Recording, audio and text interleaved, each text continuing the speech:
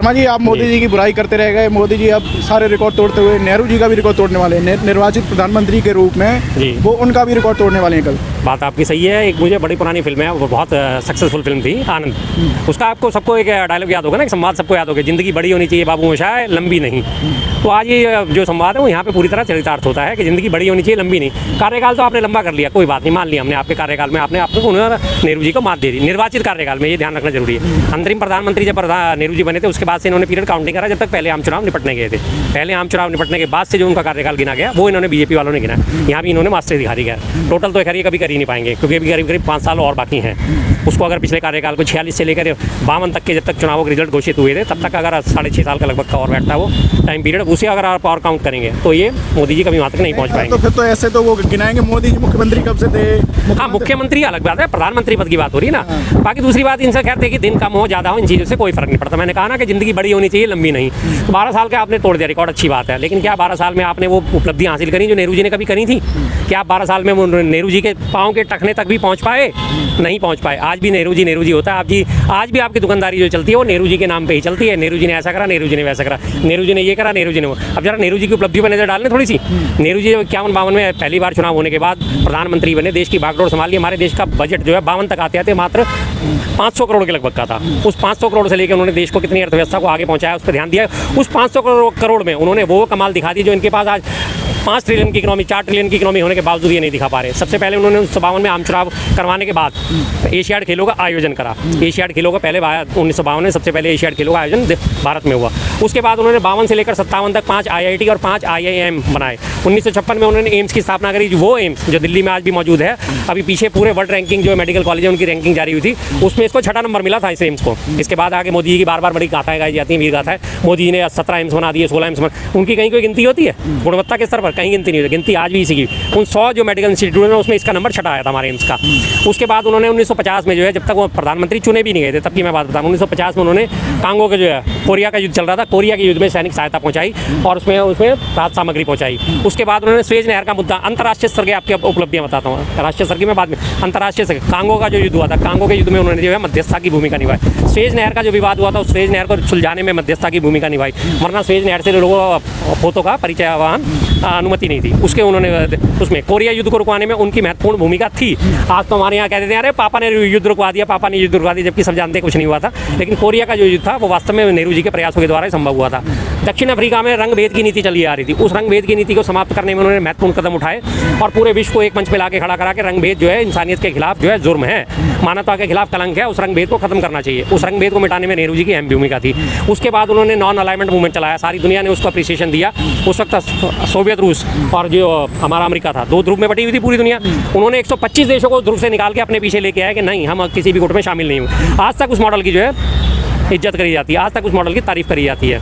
उसके बाद उन्होंने जो है 1955-56 में जब ये स्वेज नहर और मिस्र का जब ये मामला सुलझाने के बाद फिर से एक बार जो है वैश्विक संकट उत्पन्न हुआ था उसका जलडमरू मध्य का, उसके बाद उन्होंने वो सुलझाने में उसमें ताकत लगाई। उसके बाद उन्होंने शांति सैनिकों की आप अच्छाइयाँ गिना रहे हो, लेकिन वो जितनी अच्छाइयाँ आप गिना रहे हो वो तो उतनी कमियाँ और निकाल देंगे नेहरू जी की। कमियाँ ही निकाल सकते हैं। देखो इन्होंने बड़ा अच्छा फार्मूला बना रखा है कि बड़ी लकीर खींच के उसे किसी भी तरह से मिटा नहीं सकते तो उसके नीचे एक बड़ी लकीर और खींच दो।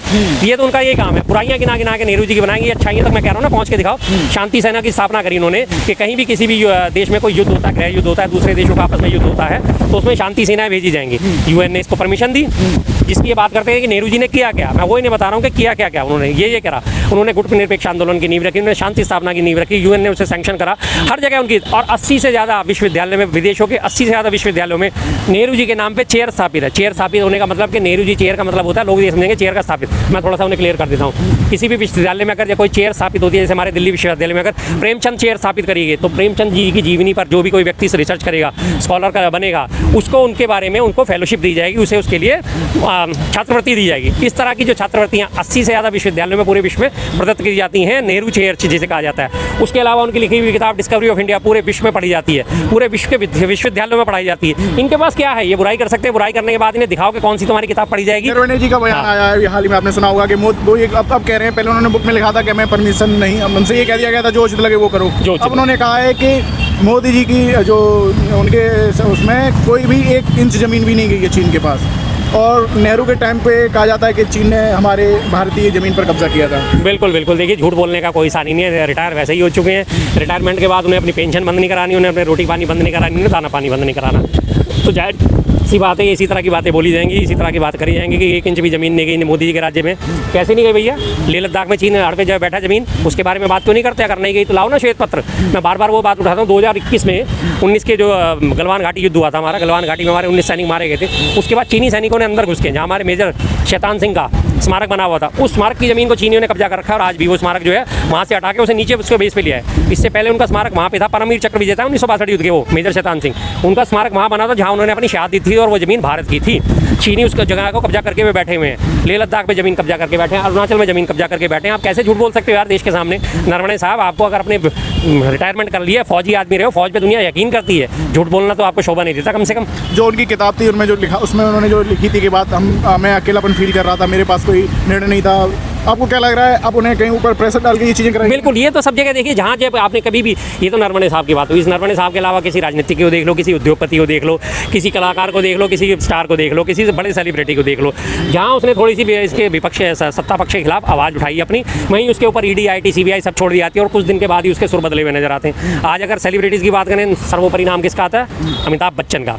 ये अमिताभ बच्चन 2012 में कैसे खुल के कहते थे, अरे भाई मुंबई कर गया पेट्रोल पंप पे यार 10 रुपये का पेट्रोल छिड़क दे, कार को आग लगानी है क्योंकि मेरा तो ड्राइवर आज मोटरसाइकिल से नहीं आया, पैदल आया, और दुनिया भर की तमाम तरह की उल्टी सीधी बातें करते।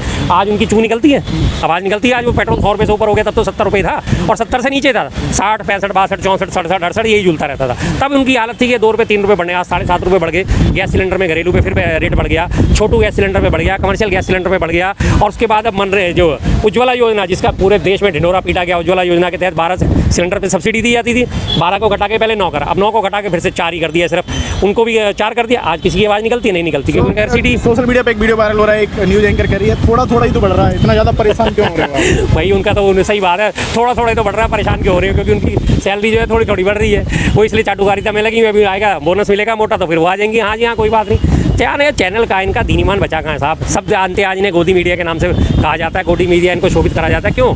क्योंकि ये बात ही सारे बैठ के गोदी में करने वाले लोग हैं, सत्ता पक्ष की गोदी में बैठ के बात करने वाले। यही एंकर कितने हाय हल्ला मचाते थे 12-13 की अगर रिपोर्टिंग देखी जाए, 14 की रिपोर्टिंग देखी जाए, हर चीज़ पे मनमोहन सिंह जी को घेरते थे। 10 रुपये मात्र सिलेंडर पे बढ़ता था और एक वो मोहतरमा हुआ करती थी, सिलेंडर लेके सड़कों पे बैठ जाती थी। आज सिलेंडर कितना बढ़ गया? कमर्शियल गैस सिलेंडर 1000 से सीधा 3500 पहुँच गया, 3500 के आसपास, 3200 के आसपास पहुँच गया। आज वो मोहतरमा आपको कहीं नजर आती है? वही मोहतरमा अमेठी में जो है 13 रुपये किलो चीनी दे रही थी, क्या वो दे पाए 13 रुपये किलो? आज चीनी बाजार में 50 रुपये किलो मिल रही है, नहीं आएंगी वो सड़कों पे।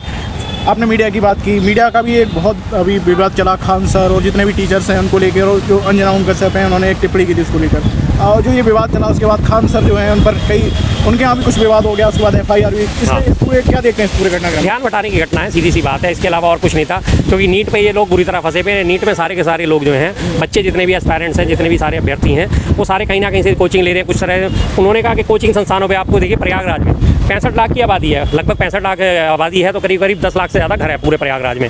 मान के चलते हैं करीब 10 लाख घर होंगे, प्रतिष्ठान होंगे, व्यापारिक 15 से 20 लाख के आसपास। उसमें सिर्फ उन्हें 3 चीज़ें अवैध दिखाई दी, वो 3 कोचिंग सेंटर जिनके मालिकों ने इस नीट के खिलाफ आवाज़ उठाई थी। पटना में पूरे पता नहीं कितने अवैध निर्माण होंगे, दसियों की तादाद में, सौयों, सैकड़ों, हज़ारों की तादाद में अवैध निर्माण। लेकिन अवैध निर्माण कौन सा दिखा? जहाँ उनका खान सर का कोचिंग सेंटर चलता है।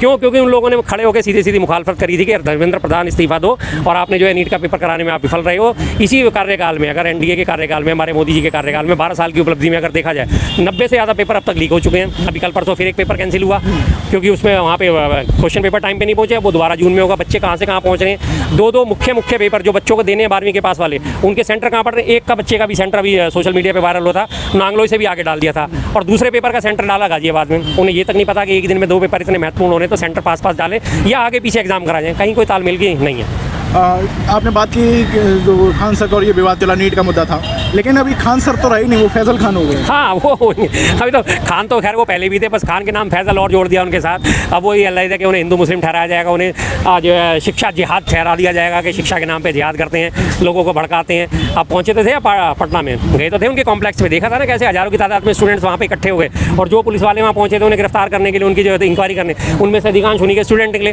तो कैसे आप किसी टीचर का इस तरह से मान मर्दन कर सकते हो? ये सिर्फ सोचा समझा प्रोपेगेंडा होता है, क्योंकि नीट का मामला काफ़ी उठ रहा था, कॉकरोचों के नाम नाम के काफ़ी सारे लोग इकट्ठे हुए थे अभी पीछे जंतर मंतर पे, जो नीट का मुद्दा उठाने के लिए उठे थे। अब जब नीट का मुद्दा इतना ऊपर उठ रहा है तो कोई तो एक नया मुद्दा लाना था, उठा के अंजना ओम मोदी ने एडिट मत करिएगा प्लीज़, क्योंकि ये उनके खुद के बयान है, मैं अंजना ओम मोदी नहीं मैं अंजना ओम कश्यप, ये उनके मुंह से निकली हुई बात है, क्योंकि जो दिल में होता है वो दिमाग पे कहीं ना कहीं आ ही जाता है। तो उनकी जो विवाद हटाने के लिए उन्होंने उठा के खान सर को, इन सबको, दो कौड़ी के यूट्यूबर, कौड़ी का ज्ञान नहीं, अरे आप आपने सामने बैठ के एक बार डिबेट तो कर लो उनसे, पता चल जाएगा कौड़ी का ज्ञान किसका है, आपका या उनका। एक बार आ जाओ, उनके पढ़ाए हुए अभ्यर्थियों से ही कर लो। आपने हिंदू मुस्लिम की बात की, एक घटना और अभी आई है कि एक हिंदू लड़के का धर्म परिवर्तन करा दिया गया, या फिर उसने खुद से कर लिया, शामली की घटना है। कह रहे हैं कि इसके पीछे जो उसकी पत्नी थी, उनके ससुर को भी गिरफ्तार किया गया है। कह रहे हैं कि इसके पीछे जायदाद हड़पने की कोशिश थी, ऐसा भी कुछ। ये तो कुछ बिना कुछ, अब यूपी में जब तक चुनाव नहीं आएंगे आपको रोज कुछ ना कुछ नया देखने को मिलेगा ही। अब आने वाले मार्च के आसपास यूपी में चुनाव है, जून आई गया, लगभग 6-8-9 महीने बचे हैं। अब हर तीसरे दिन, हर चौथे दिन आपको ऐसी घटनाएं देखने को मिलेंगी। हिंदू मुस्लिम करना यूपी सरकार का खासियत है, इस पूरी सरकार का हालांकि, लेकिन उसमें भी नंबर 1 मास्टरी हासिल है यूपी को। यूपी के भी आपने पीछे वो सूर्या और असद वाली कहानी पढ़ी होगी, देखी होगी, सूर्या असद लगातार। आज अखबार में खबर छपी, मोदी नगर में मस्जिद के पास की 13 अवैध दुकानें ढाई गई, लेकिन उसमें कैप्शन में क्या दे रखा है, सूर्या हत्याकांड। भाई सूर्य हत्याकांड हुआ है लोनी के खोड़ा में, लोनी में, और वहाँ या खोड़ा में कहाँ हुआ है वो, और उसके बाद जो है वो मोदी नगर में दुकानें ढाई, उसमें भी असद और सूर्या का उसमें एंगल दिया जा रहा है। क्यों दिया जा रहा है भाई, क्या उसका मतलब है मोदी नगर कहाँ, वहाँ से कम 25-30-40 किलोमीटर दूर, और वो मसला वहाँ पे, लेकिन छोटी हेडलाइन में बना के उसका फोटो लगा के असद। उसी टाइम में एक और घटना गाजियाबाद में हुई थी, चिराग त्यागी और यश त्यागी वाली। चिराग त्यागी को मार दिया गया, मारने वाला कौन था, यश त्यागी। दोनों पैरा एथलीट थे, दोनों के दोनों ने आपस में दुश्मनी थी, उसमें कहीं कोई आपने मुद्दा नहीं उठाया। क्यों? क्योंकि उसमें वहाँ पे आपसी दुश्मनी तो उसमें भी थी, असद और सूर्या की दुश्मनी थी तो उसमें भी थी, लेकिन अभी हिंदू मुस्लिम एंगल मिलता जाएगा जब तक चुनाव निपट नहीं जाएंगे। रोज हिंदू खतरे में आएगा, उत्तर प्रदेश के हिंदुओं के खतरे में आने की शुरुआत होगी, बंगाल के हिंदू तो खतरे से निकल गए। अभी दिल्ली में एक घटना घटी है, एक बिल्डिंग माली नगर में आग लगी, तो जो उन्होंने बचाने वाले थे कई सारे मुस्लिम थे, उन्होंने गद्दा लगा के, हाँ रियाजुद्दीन साहब हैं वहाँ पे। हाँ, तो लेकिन वो खबर इतनी ज़्यादा वायरल नहीं होती है। नहीं करेंगे, वायरल क्यों करेंगे, क्योंकि उसमें सारे के सारे जो मैक्सिमम लोग थे उसमें बचाने वाले मुस्लिम थे। जो वहाँ की जिनकी बात करी जा रही गद्दा व्यापारी, उनका नाम रियाजुद्दीन है, उनके साथ उनका बेटा जो है उसमें भी शामिल हुआ। उन्होंने उस वक्त 1 मिनट के लिए भी परवाह नहीं करी थी, अपनी दुकान से बताया जा रहा है कि करीब 2 लाख से ऊपर के गद्दे निकाल के उन्होंने नीचे बिछा दिए थे, ताकि ऊपर से कूदने वाले जो हैं उनको सपोर्ट मिल सके, उनको चोट ना लगे। और उसके बाद उन्होंने एक बार भी ये नहीं देखा, और उनके साथ कम से कम 8-10-12 लोग और भी थे जो बचाने में लगे, और सबके नाम जो है वो मुस्लिम है, सारे के सारे बचाने में मुस्लिम है। इससे पहले गंगा में डूबते हुए बचाया था, मुस्लिमों ने बचाया था, हर जगह। यहाँ देखिए आम आदमी जितना भी है ना, अगर बीजेपी के सरकारी हिंदुओं को छोड़ दें, कट्टर हिंदुओं को छोड़ दें, तो कहीं भी आम आदमी में आपको कहीं भी विभेद देखने को नहीं मिलेगा। आपको मैं साफ साफ बताता हूँ, आपने दौड़े, अभी आपकी दाढ़ी भी बड़ी है, आप अभी यहीं से इसी रोड से ना अपनी स्कूटी लेके जाओ, और उस पर अपना कुछ मत करना, आप टोपी लगा लेना। आप सब मुसलमान दिखोगे, दाढ़ी बढ़ा के, टोपी बढ़ा के, है ना, और स्कूटी का साइड स्टैंड खोल लेना। जरा सा यहाँ निकलोगे, देखना आपको 20 लोग टोकेंगे, भाई साइड स्टैंड खुला हुआ, भाई साइड स्टैंड खुला। वो ये नहीं देखेंगे आप मुसलमान हो या नहीं हो। उसी तरह आप हिंदू बन के गमछा डाल के भगवत आदि के मुसलमान के किसी भी एरिया में निकल जाओ, और फिर आपने अपने स्कूटी या बाइक का साइड स्टैंड खोल लेना।